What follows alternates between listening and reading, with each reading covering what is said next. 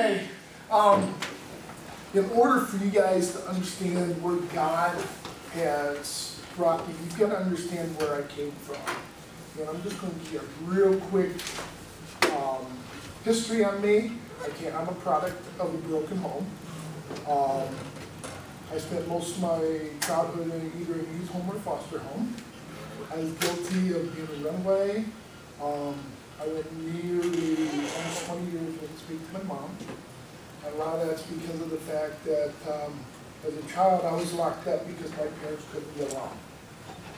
So by the time I was 15 years old, I figured out a way to become, not to be a ward of the state. I've been on my own since I was 15 years old. What happened to me when I was 17 was I worked a lot of dead-end jobs, and I came to the conclusion that I was a loser. You know, there's just no way around it. So I decided that I was going to enter into the Marine Corps. I went to the Marine Corps. I figured that was going to solve all my problems. I spent my 18th birthday on ship on the way to Vietnam. 3 years later, I got out of the Marine Corps and moved in with my brother and his friend. And I don't remember a lot of 1974 because there was a lot of partying going on during that time. If you can remember during that time, the Jesus people were on the streets evangelizing. My friends were in the clubs partying, and there was a struggle, spiritual warfare going on during that summer with me. And one of the things that I found out during that summer was the people that was evangelizing on the streets were spiritually ignorant. They would bring you to the gospel to a certain point, and then all of a sudden it seemed like they were talking about the rapture, the gap theory, mid-trib, pre-trib, post-trib. And to be honest with you, I never truly heard the gospel of Jesus Christ until after about 2 years after somebody started witnessing to me.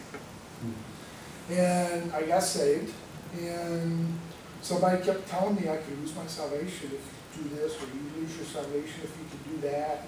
And I'm sitting there saying, God, it's so unfair. You know, why dangle a carrot if you're going to take it away from me? And then I heard there was different doctrines out there, different theories about salvation and everything. And that summer I met my wife.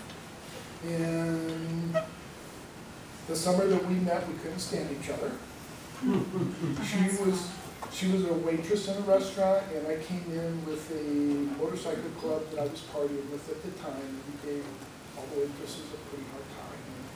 So we did not like each other at all. And to be honest with you, God worked a miracle in our relationship. I told you I was spiritual. I felt spiritually illiterate, and one of the things that John has said that kind of brought that home is if you didn't say something a certain way, or you didn't do something a certain way, Christians were so eager to say, well, that's not true, you know, or that's not how you say it, or that's not how you do it, you know. So as a Christian, I was really afraid to open my mouth because I didn't want to be wrong. After me and Jeannie got married, I decided to go to Grand Rapids School of Bible and just to try to figure out what I believed and why I believed what I believed. And what happened up there was I was a husband, I was a father, I was a full-time student carrying 17 credits. I worked full-time, I did Awana. And just to show y'all how spiritual I was, I took a position as a part-time staff member at Btra Missions, working with the inner city youth. Friday night at 11 o'clock when I got off work, I would come home and sleep for 22 hours. Saturday night, I would wake up and get ready to start my week all over again. So that was challenging, and one day, you know, I just really felt that God was calling me to go back into the military because the military had offered me a lot in the way of stability. It offered me health insurance, it offered me a steady job, it offered me life insurance. You know, so we chose to go back into the military, which 17 years later I retired from. One of the things that was so unique in my spiritual walk with God is over the years I worked at children's ministries. I broke the missionaries in Okinawa for their 2 days off every week. I served on boards. I mean, you know, it just seems like I've done so much within the local church. And my ministry was just splattered all over the wall. I was doing so much, but I wasn't doing anything really good because of the fact that I was doing so much. Once I retired, I went to a Life Bridge seminar. And my sister-in-law taught it. And one of the things that I found out there was, it was a good program. And whether or not I got a lot out of it at that point in time, I'm not really sure. I would venture to say I got more out of it the second time that I went through it. And I liked it.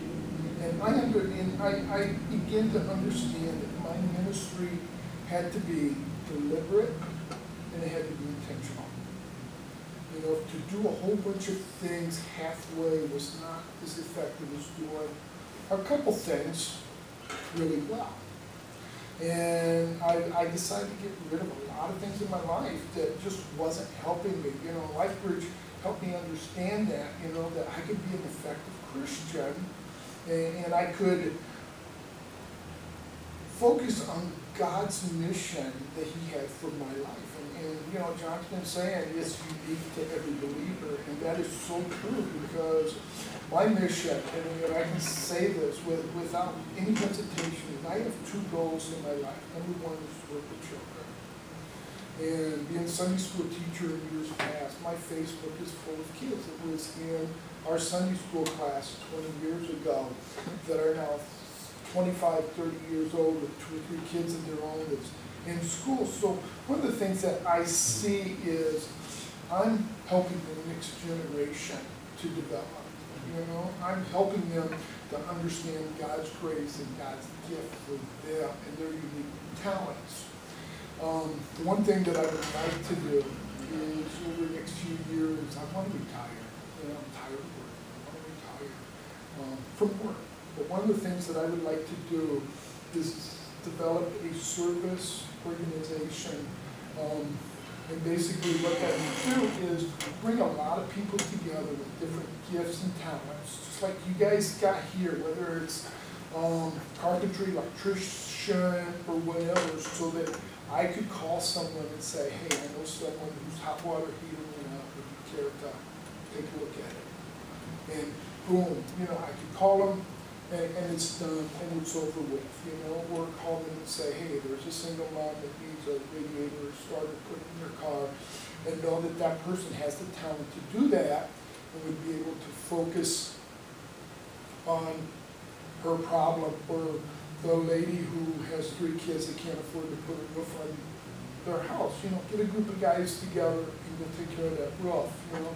Or the guy with the riding lawnmower that won't start the house and says, whatever I do, you know, give me a few minutes and I'll see what I can take care of, you know. So that's one of the things that LifeBridge did for me, was help me to develop what I believe that God's calling is for my life.